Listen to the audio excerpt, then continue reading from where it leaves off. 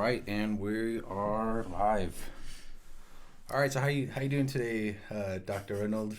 I'm fine, thank you, Mr. Orlando. How are you doing? Pretty good, pretty good. So, what are we talking about today? Well, today is May 6th, and it is the sixth day of the May Mental Health Awareness Month.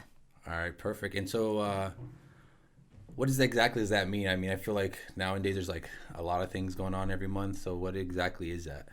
Mental Health Awareness Month is a month dedicated to making people aware that mental illness is very common and is very real, and then providing some education and resources on how to deal with the most common mental health disorders.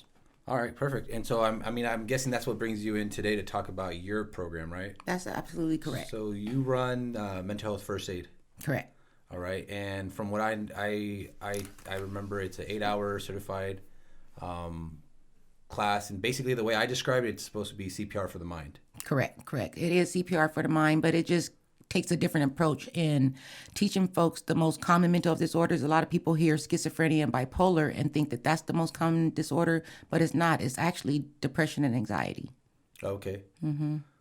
I think I do agree with what you said. A lot of people do think mental health, they think about it, the extremes, right? They kind of don't think about the mild or the stuff when they're trying to start, right? Correct.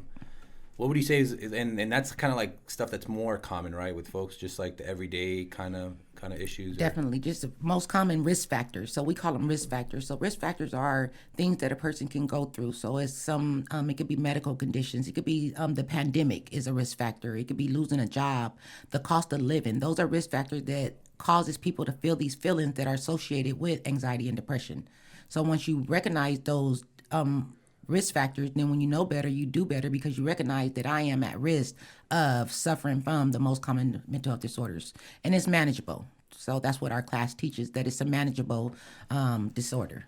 Okay, and then like you did bring up the COVID, right? So have you seen like an increase in something, or you feel like there's going to be an uptick on certain things for this? Definitely. I have seen a lot of different risk factors in correlation to the pandemic, and some of them is agoraphobia. So agoraphobia is a type of anxiety, and it causes people to have a fear of not wanting to go out. Well, because of the COVID and how it's explained, it's a lot of people that have a fear to go out to get their bare necessities like food and medicine, so they stay in the house. Some of the other things that we've seen is a rise in domestic violence and child abuse, because people are around their family a little bit longer, and the stress on not working and not knowing how you're going to feed your family causes people to kind of react and deal with their emotions, and they just start developing mental health disorders. It's interesting you brought up the domestic abuse increase, because I did just hear something about that on the news, but I feel like they never really talked about it or tied it into it being an aspect of mental health. Well, definitely, anytime you have someone that kind of reacts on a lot of emotions, sometimes we suppress a lot of our feelings, and it comes out just like a teapot with hot water. It just boils over, and people start to react. So some of the things that we talk about is hurt people. So when you start to see a person is being aggressive or assertive, they're hurt themselves and they just don't know how to say it. And when you really talk to some of the domestic violence individuals or people who are the child abusers, they are hurt people that only know how to hurt people. And it stems from some of the risk factors that they went through throughout their lifetime. So so right now this training, is it offered in person, online? Well, thank you for asking, because we have changed the way that we do this training as a correlation to the pandemic. So we do it two ways. We do an in-person training, where the training used to be a 1-day, 8-hour training, but we split it up into 2 days for 4 hours to kind of accommodate the individuals who are still suffering from the COVID and so forth. And then we're offering this training virtual via Zoom. And that's a different way for us to approach it. But again, just to educate people to know that when you feel these feelings, there are some things that you can do to manage it. So we're just rolling it out via Zoom. Okay, and how much are these trainings? These trainings are free, actually. So they're all free. And after you complete the 2-day training, you get a certification that's good for 3 years. So as you mentioned at the beginning of the podcast, it's similar to CPR. Just like CPR, if you finish the class, you get a certification. It's good for 3 years. You get a certification that's good for 3 years with mental health first aid. All right, and who would you recommend take these classes?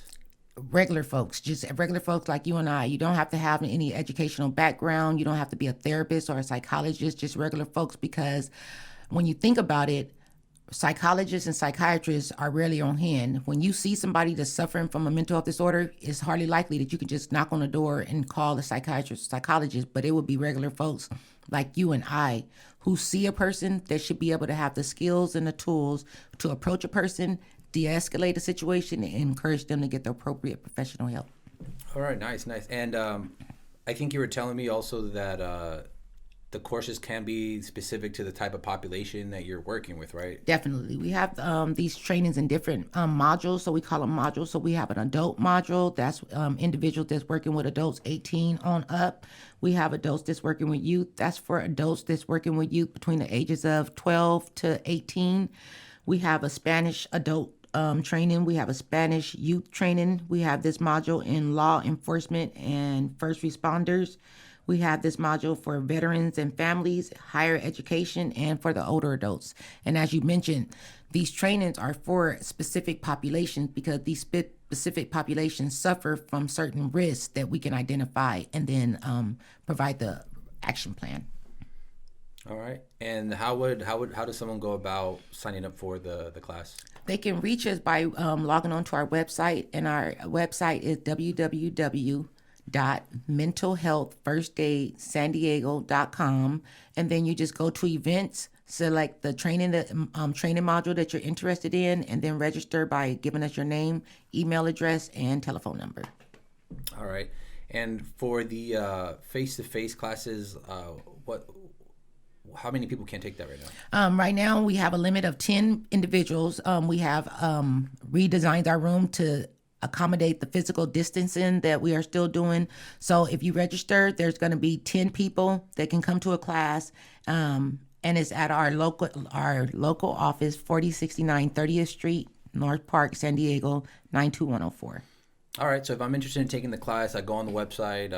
I pick the date that's available, sign up, and then I get a confirmation email. And then yes, if you're gonna get a confirmation either way. So if you're gonna going to the virtual training, you'll get a Zoom invitation so that you can be invited to the training on that specific date. And if you're going in person, you'll get a computer generated confirmation about your registration. All right. And then for the Zoom online classes, are they still 8 hours, or are they broken up in 2 different days? Those classes are also broken up into 2 days, 4 hours. All right. Perfect. Yes. And again, both in-person classes and online are completely free to participate. They're both free, yes. And you do get a module, a certification, and actually a card that lists our action plan so that you'll never forget it. So one of the things I keep hearing about the training is this thing algae. What exactly is this? Algae is our 5-step action plan. A lot of people think that it's a lot of things that you have to remember to be able to provide the services that we do to help an individual that's suffering from a mental health disorder. So we kind of like condensed it into an action plan that we call algae, which is one of our mascots.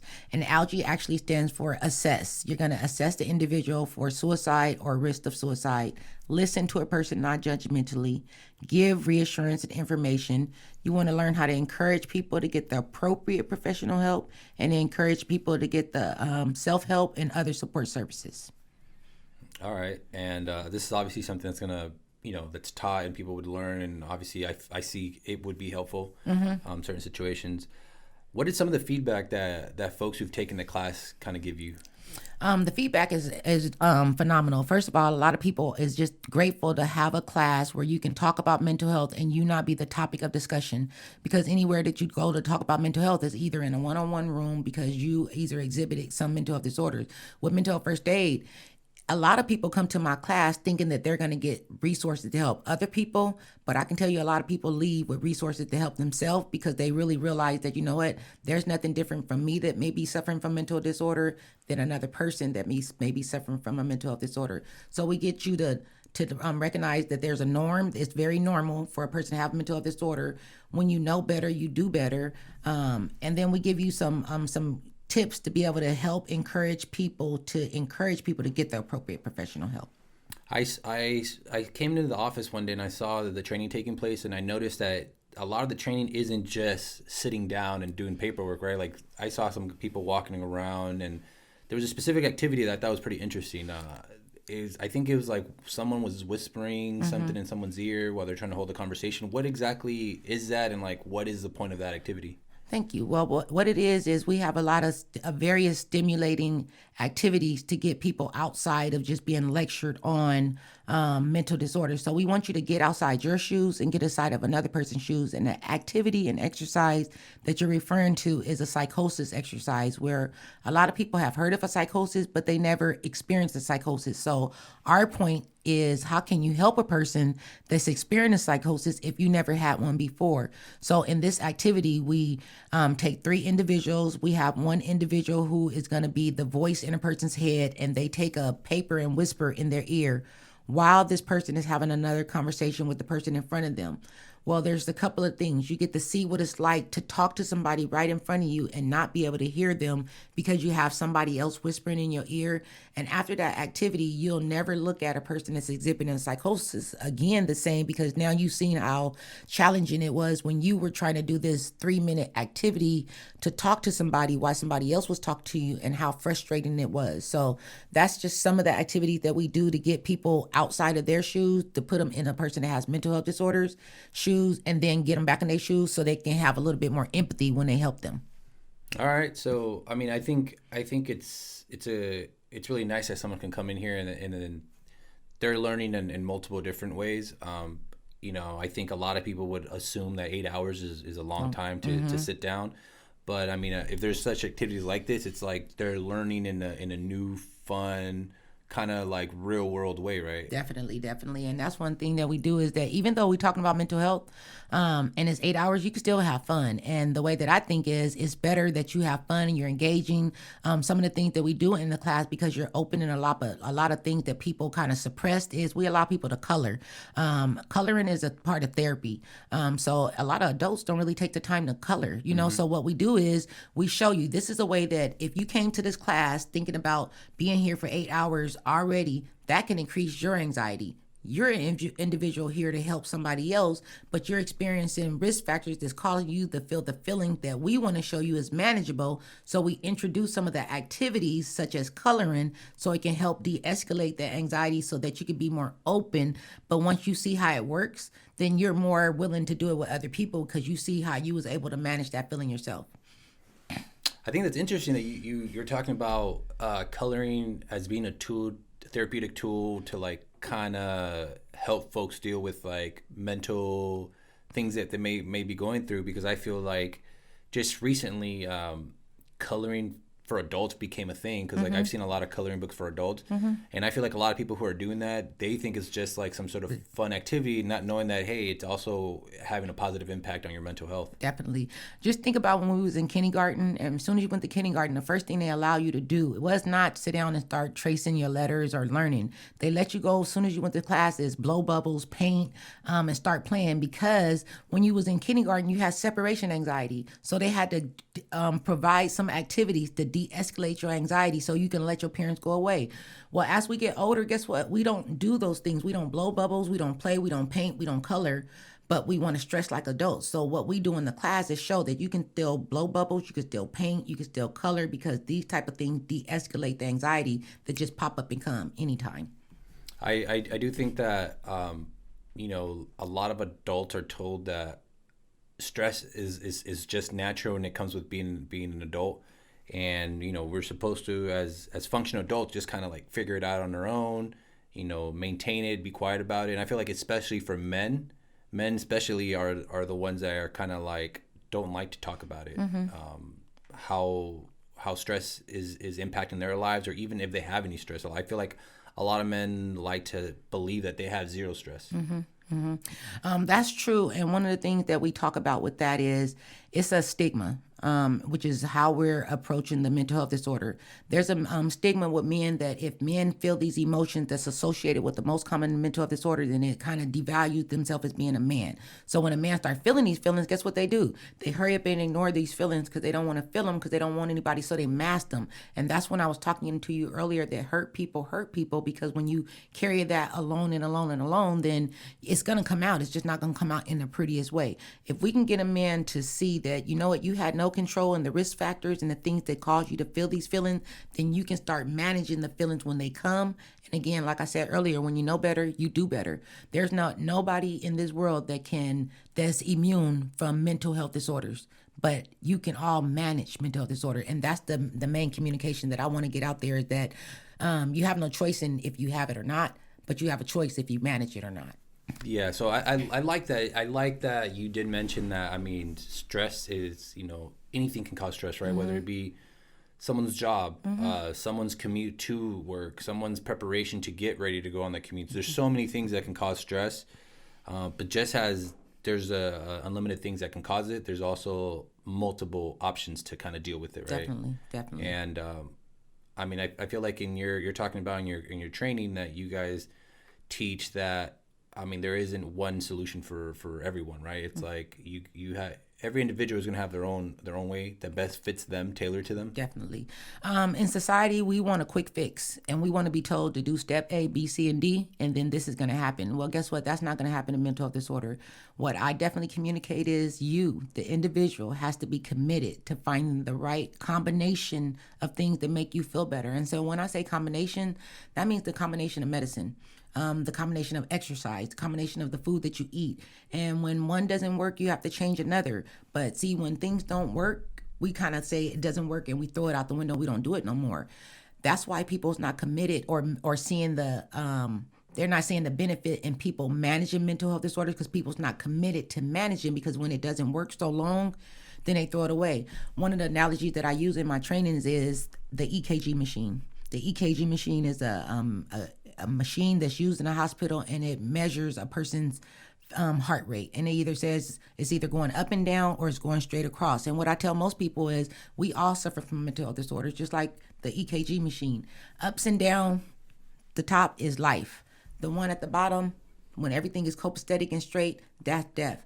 Most people want things to be copacetic and straight, which is death. They don't want to have the ups and the downs, the highs and the lows, the goods and the bads, which is life.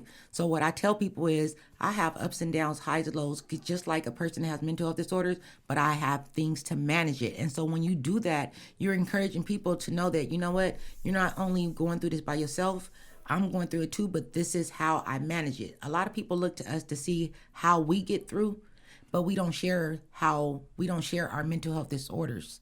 So a lot of people don't think that they suffer from it too, so I just like to normalize it by having a conversation, about it. I like how you use that word, normalize it, because I recently started to understand that when we're talking about normal, it's not just like one way. It's kind of like a range, right? And that range can be broad, right? And so it's not a linear line. Yeah, no, not at all.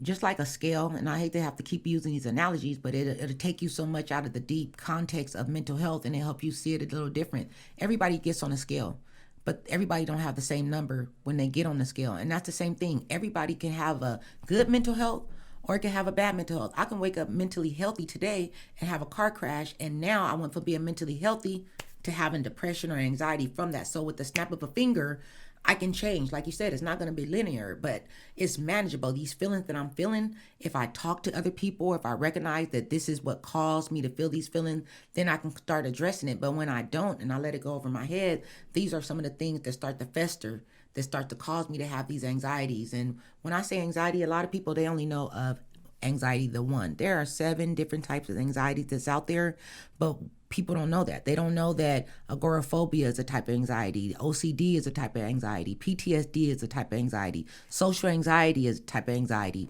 They just know I have anxiety, but what causes you to feel this feeling? You know what I'm saying? So if I have a specific phobia, that means I'm scared of heights. Guess what? I won't be just getting on going to 100 floors because I know that I'm scared of heights. So guess what? I wouldn't manage how often I feel that feeling of going on heights. But if I don't know what causes me to feel this feeling, I can put myself in harm's way every single day. Yeah, so it sounds like there's going to be things that give you anxiety, but at least you start taking control of it much more. When you first told me about this training, I mean, I felt like, to me right off the bat, it sounded like, oh, this training is for someone who has these things, anxiety and stuff like that. But it sounds like it can also be beneficial for someone who maybe isn't, right, who maybe would be able to help loved ones or partners or parents kind of deal with their own things that they're going through. Definitely. I see it as a twofold. Individual is definitely a place for families to go help other individuals. For an individual to have a mental health disorder, I think it's good that they come because, again, they get to see ways in which how other people see them, if that makes sense. See, sometimes people come to the class and they have no clue on the person that have a mental health disorder, that they had no control over this. But when you start to go through this class, you start to have a little bit more empathy in things that somebody had no control over. So for psychosis, for example, that person has no control over having a person talk to them in their head. But when you go through the class and you go through some of the activities and so forth, you start to have a little bit more empathy for the person who you know had this. Because now you realize, wow, I remember when I was doing that exercise or role play for 3 or 4 minutes, it was excruciating or I didn't like it. Well, mental illness is 24 hours, 7 days a week, 365 days a year. So this person doesn't have control. It just gives you a little bit more empathy on how to help an individual. And even for his families, helping another family member is one of the hardest things to do.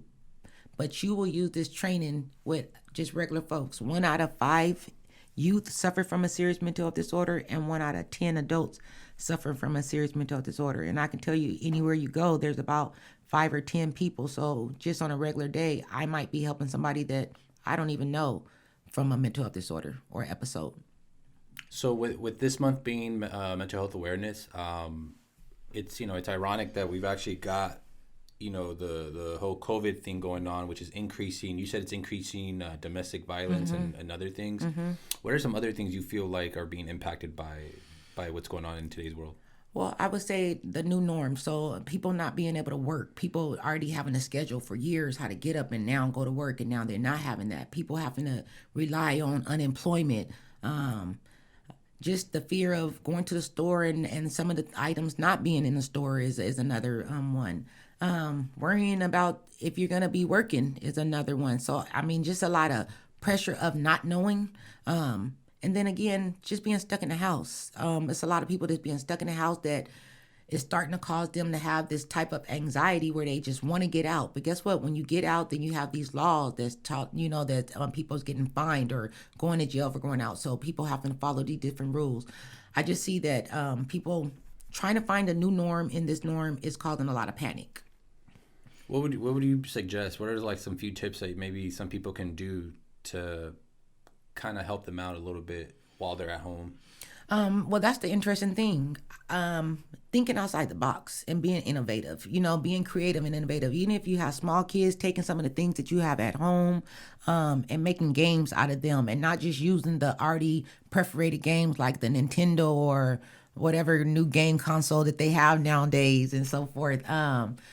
Riding bikes, physical distancing, writing letters, reading books. Like there's so many things that you can do during this time, cleaning out your house or so just trying to find things that keep you busy and not focusing on things that you can't do. Try to find something to keep yourself busy, and being creative and innovative to me is one of the best things because those are things that you just can't go to the store and buy. And those bring family times together and family things together, which will help with the pressures of being in the house. All right. So it sounds like, kind of taking a lighter side look at things and kind of trying to see the positives out of all the stuff that's going on. Mm-hmm. I know a lot of my friends is exercising is one of the things that you can do to help manage. But even if you can't go outside, using some of the things inside the house as things that you can use for gym, for lifting and so forth. Still exercising. Those are the kind of things that you can still do, but just find a creative way to do it. I seen somebody at a park pick up a branch and was lifting a branch like it was actually a dumbbells. You know what I'm saying? Yeah. So, but guess what? It was a heavy branch. He couldn't go to the gym, but I'm pretty sure he was able to get some type of exercise out of that, and it was fun and creative because you found a branch to do out, so just things like that. So it's just you're faced with the situation, a problem, and you just kind of have to figure out different solutions that work. Definitely. My philosophy is make a way out of no way. Even if they told you that you can't go outside, bring outside to you. Just create these things, and not just always looking for them to already be done for us, because that's what we've been so accustomed to. We in these last 45 days, I think I've been very creative with building things with my family that I never would have done before. So I think that was good. Yeah. All right. So again, the training, mental health first aid, 8 hours, completely free, either in face-to-face class or online.